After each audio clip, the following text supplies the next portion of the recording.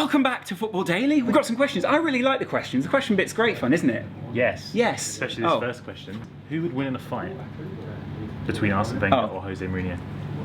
Ooh, the little guy, Mourinho. Even off that shelf. Wenger has a big reach, but Mourinho can break his arm. Mourinho. No, break him. Wenger's going to have the experience as well.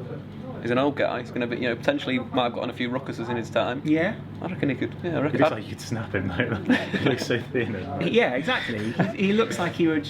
I reckon it would be Mourinho. What's wrong with Everton's defence? That's a great question, Laurence. Thanks. I'm not 100% sure. They obviously have got the worst defence in the league, conceding the most goals, 16. I would point the finger potentially at Tim Howard. Okay. Because he's made quite a few mistakes this season that have led to goals.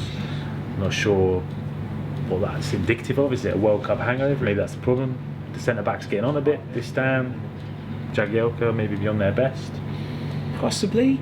What do you reckon? I actually feel it's a little bit harsher. I just think they've made some mistakes, and you can't necessarily define defenders and goalkeepers by their mistakes. I know that they're paid not to make them, but those are going to happen at some point in their career. The spotlight comes on you then, doesn't it? That's when the pressure comes on. So 17. So the proving of quality comes in how they get over those issues, and arguably that doesn't leave Everton in the worst of positions because they're not so far off the pace, right? They're not far behind.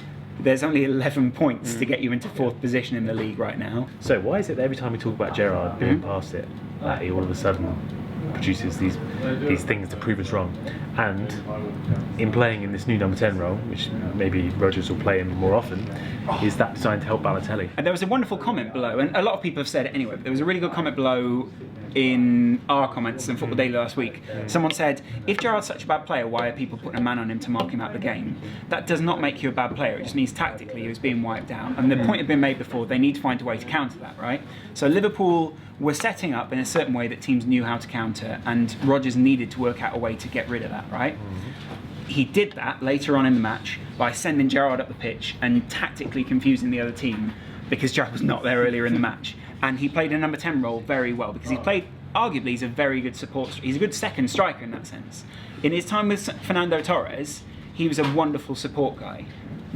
Playing right behind him, almost in an Aymar-esque role, he was very good. So you think that's where he should be played? No, I think that's where he can. He was called a box-to-box midfielder. He's no longer box-to-box because he doesn't have the pace or the legs to be able to do that, but he can play it anywhere between the two. And for that reason, he's good at supporting the people around him. When you've got someone like Henderson who's going to play the role that he played at the weekend, then you can afford to give Gerrard a bit more of a free roaming role, right? He's arguably the best player, the best Gerrard, when he's roaming around. And that's pretty positive, I think. He complemented Balotelli very well. And what do you think of Balotelli? Do you think he's the wrong signing? I think he's a necessary signing for Liverpool, possibly a stopgap in that sense. We see more and more about Brendan Rodgers thinking about him.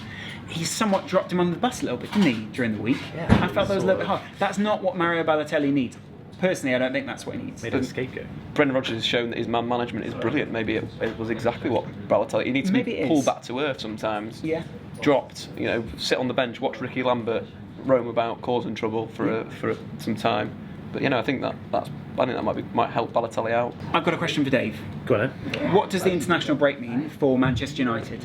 Brilliant. It means I can sit in the Squawka office. Yeah. 4th in the league. Yeah. I've been taking a lot of stick over the past, you'd say, year and a half. Enough to build a tree. Enough to build a tree. Yeah. Now I think I can just sit there and say, to any attack. Anyone. Yeah. 4th in the league. That's where we are, and hopefully we do continue off form in a way that we're attacking very well. Defensively, we need to get stronger, and it's good for Man United because we've got that time to now work on our tactics, work on positioning, work on supporting Daily Blind in front of the back four.